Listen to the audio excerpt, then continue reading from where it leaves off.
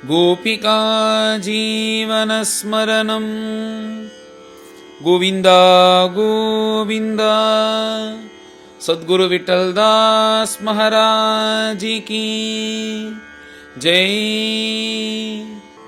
இவ்வாறு பீஷ்மருக்கு சாயுஜ்யத்தை கொடுத்துட்டு பஞ்சபாண்டவர்களோடு சேர்ந்து கிருஷ்ணர் அங்கேருந்து கிளம்பி ஹஸ்தினாபுரத்துக்கு வரார். மேலே தர்மபுத்திரர் அப்படி ஒரு ராஜ்ய பரிபாலனம் பண்ணுறார். இப்போ பீஷ்மர்கிட்ட தர்மம் கேட்டாரோன்னோ அவர் சொன்னபடி 3 தடவை அஸ்வமேத யாகம் பண்ணுறாராம். இப்போ அவருக்கு அந்த சம்சயங்கள்லாம் நீங்கி அப்படி ஒரு ராஜ்ய பரிபாலனம் பண்ணுறார். அதை பார்த்து சந்தோஷப்படாதவா யாருமே இருக்க முடியாது. இப்படி தர்மபுத்திரர் ராஜ்ய பரிபாலனம் பண்ணுவாரான்னு எத்தனை பேர் ஏங்கிட்டு இருந்தாங்க. தர்ம ராஜ்ய பரிபாலனமாக நடக்குமான்னு குந்தி ஏங்கிட்டு இருந்தா, பஞ்ச பாண்டவர்கள் ஏங்கிட்டு இருந்தார்கள், திரௌபதி, எத்தனையோ தர்மாத்மாக்கள், கடைசியாக கிருஷ்ணன், எல்லாரும் ஏங்கின்னு இருக்கிற அந்த காலமானது வந்தது.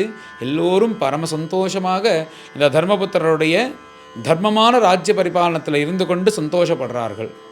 எப்படி ராமச்சந்திர பிரபு பரிபாலனம் பண்ணும்போது நித்திய புஷ்பா நித்திய பலாகான்னு அப்படி ஒரு ராஜ்யம் சுபிக்ஷமாக இருந்தோ, அதே போல் தர்மபுத்திரர் ராஜ்ய பரிபாலனம் பண்ணும்போது எப்பப்பெல்லாம் மழை பெய்யணுமோ அப்போ சரியாக மழை பெய்து கொண்டு எந்த அரிஷ்டங்களும் இல்லாமல் அந்தந்த ருத்துக்களில் பூக்க வேண்டிய பூக்கள், அந்தந்த ருத்துக்களில் பழுக்க வேண்டிய பழங்கள், இதெல்லாம் நல்லபடியாக இருந்து எல்லோரும் சௌக்கியமாக சுபிக்ஷமாக இருந்தார்கள். அதே போல் தர்மபுத்திரரும் தர்மமாக ராஜ்ய பரிபாலனம் பண்ணார். இவ்வாறு எல்லாத்தையும் சரி பண்ணியாச்சு அப்படின்னு கிருஷ்ணர் இப்போ தான் சமாதானமாகி அவர் மேலே தன்னுடைய சொந்த ஊராக இருக்கக்கூடிய துவாரகைக்கு கிளம்பணும்னு தீர்மானம் பண்ணுறார்.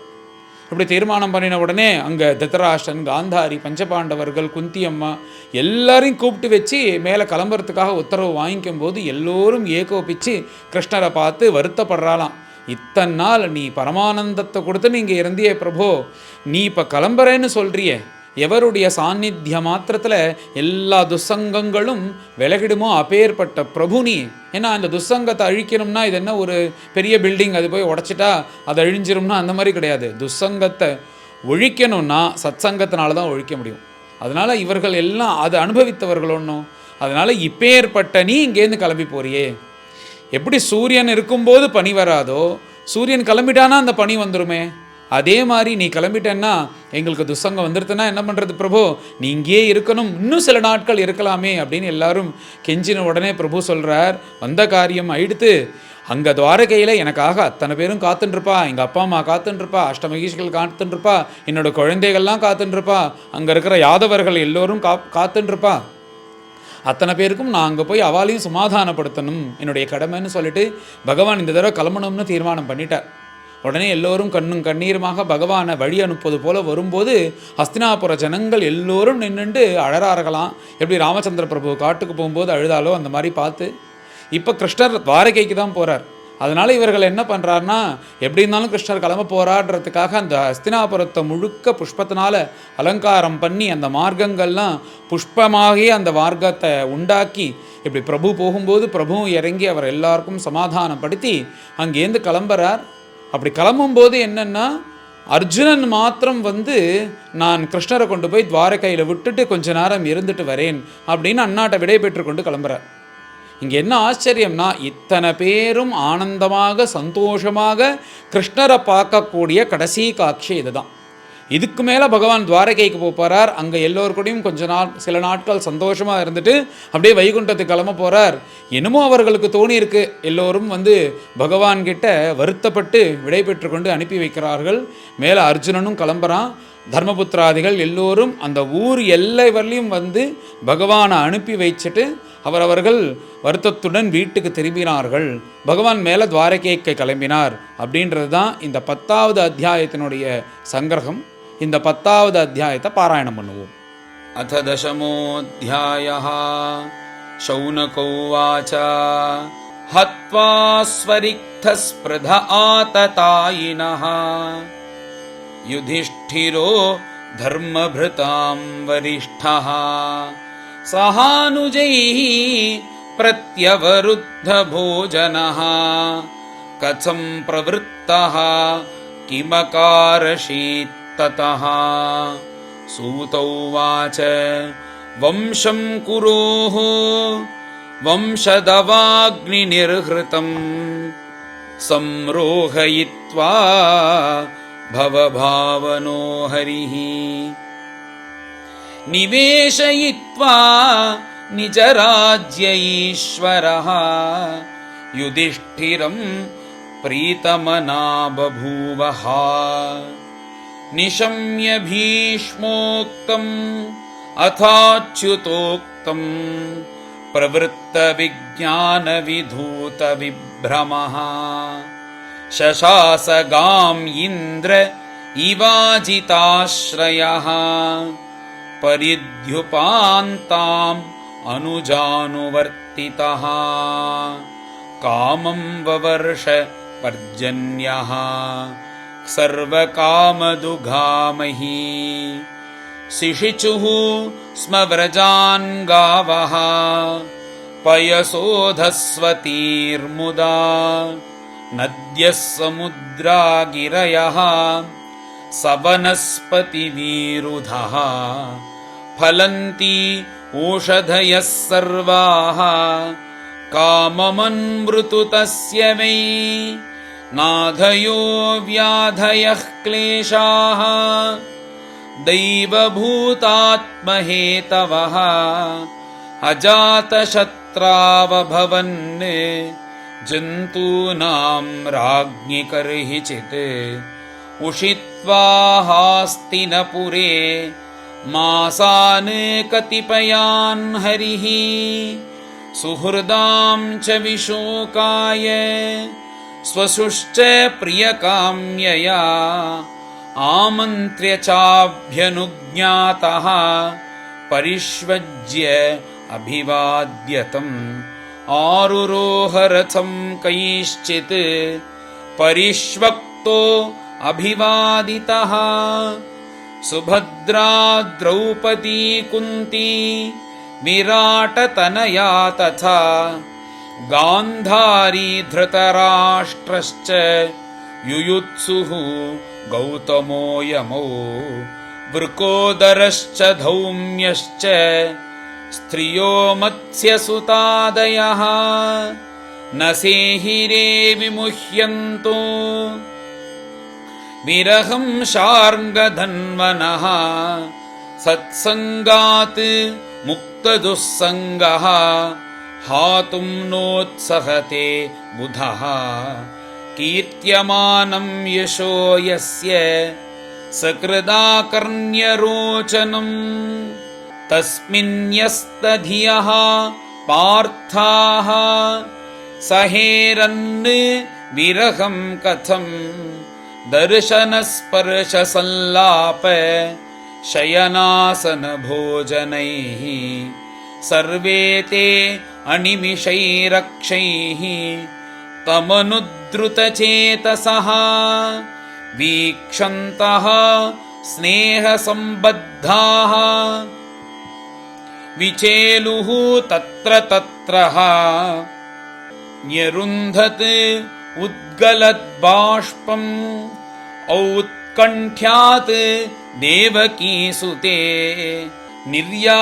ನಿರ್ಯಾತ್ಯಗಾರಾನ್ನೋ ಭದ್ರಂ ಇತಿ ಸ್ಯಾತ್ ಬಾಂಧವಸ್ತ್ರಿಯಃ ಮೃದಂಗಶಂಖಭೇರ್ಯಶ್ಚ ವೀಣಾಪನವಗೋಮುಖಾಃ ಧುಂದುರ್ಯಾನಕಘಂಟಾದ್ಯಾಃ ನೇದುಃ ದುಂದುಭಯಸ್ತಥಾ ಪ್ರಾಸಾದಶಿಖರಾರೂಢಾಃ ಕುರುನಾರ್ಯೋ ದಿದೃಕ್ಷಯಾ ವವೃಷುಃ ಕುಸುಮೈಃ ಕೃಷ್ಣಂ ಪ್ರೇಮ ವ್ರೀಡಾಸ್ಮಿತೆ ಕ್ಷಣಾಃ ಸಿತಾತಪತ್ರಂ ಜಗ್ರಾಹ ಮುಕ್ತಾದಾಮ ವಿಭೂಷಿತಂ ರತ್ನದಂಡಂ ಗುಡಾಕೇಶಃ ಪ್ರಿಯಃ ಪ್ರಿಯತಮಸ್ಯಃ ಉದ್ಧವಃ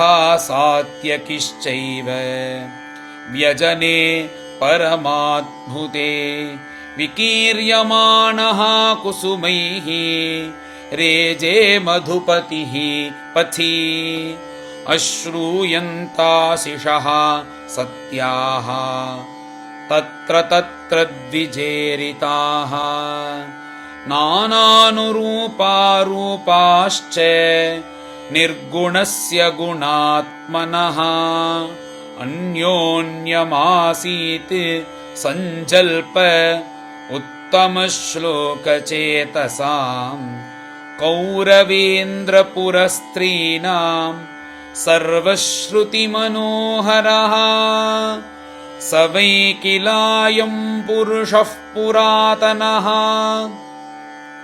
य एक आसीत् अविशेष आत्मनि अग्रे गुणेभ्यो जगदात्मनीश्वरे निमीलितात्मन्निशि सुप्तशक्तिषु स एव भूयो निजवीर्यचोदितां स्वजीवमायां प्रकृतिं सिसृक्षतीम् अनामरूपात्मनिरूपनामनि विधत्समानो अनुससारशास्त्रकृत् स वा अयं यत्पदमत्र सूरयः जितेन्द्रिया निर्जितमातरिश्वनः पश्यन्ति भक्ति उत्कलितामलात्मना नन्वेष सत्त्वं परिमार्ष्टुमर्हति स वा अयं सख्यनुगीतसत्कथः वेदेषु गुह्येषु च गुह्यवादिभिः य एक ईशो जगदात्मलीलया सृजत्यवत्यत्ति न तत्र सज्जते यदा ह्यधर्मेण तमोधियो नृपाः जीवन्ति तत्रैष हि सत्त्वतः किल दत्ते भगं सत्यमृतं दयां यशः भवाय रूपाणि दधद् युगे युगे अहो अलं श्लाघ्यतमं यदोः कुलम् अहो अलं पुण्यतमं मधोर्वनं यदेष पुंसां ऋषभश्रियः पतिः स्वजन्मना चङ्क्रमणेन चाञ्चति अहो बत स्वर्यशसस्तिरस्करी कुशस्थली पुण्ययशस्करी भुवः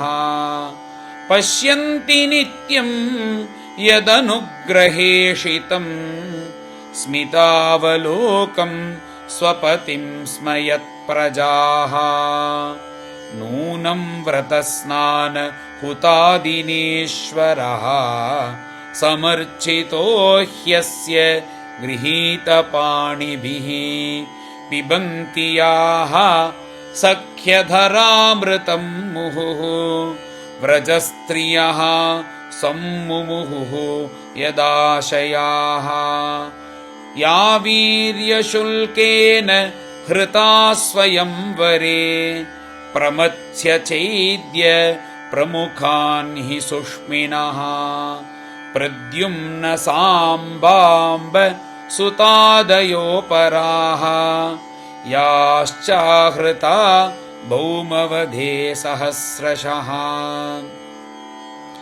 एताः परं स्त्रीत्वमपास्तपेशलं निरस्तशौचं बत साधु कुर्वते यासां गृहात् पुष्करलोचनः पतिः न जातु पैत्याहृतिभिर्हृदि स्पृशन् एवं विधा गदन्तीनां सगिरः पुरयोषितां निरीक्षणेनाभिनन्दन् सस्मितेन ययौ हरिः अजातशत्रुः प्रतनां गोपीचाय मधुद्विषः परेभ्यः शङ्कितस्नेहात् प्रायुङ्क्तचतुरङ्गिणीम् अथ दूरागतान् शौरिः कौरवान् विरहातुरान् संनिवर्त्य दृढं स्निग्धान् प्रायात् स्वनगरीं प्रियैः कुरुजाङ्गलपाञ्चालान् शूरसेनान् सयामुनान् ब्रह्मावर्तं कुरुक्षेत्रं मत्स्यान् सारस्वतान् च मरुधन्वमतिक्रम्य सौमीराभिरयोः परान् आनर्तान् भार्गवोपागात् श्रान्तबाहो मनाग्विभुः तत्र तत्रत्यैः हरिः प्रत्युद्यतार्हणः सायं भेजे दिशं पश्चात् गविष्ठो गां गतस्तदा। श्रीहरये नमः। श्रीमद्भागवते महापुराणे पारमहंस्यां संहितायां प्रथमस्कन्धे नैमिषोपाख्याने श्रीकृष्णद्वारकागमनं नाम दशमोऽध्यायः। गोपिका जीवनस्मरणं गोविन्द गोविन्द। सद्गुरु विठ्ठलदास महाराज की जय।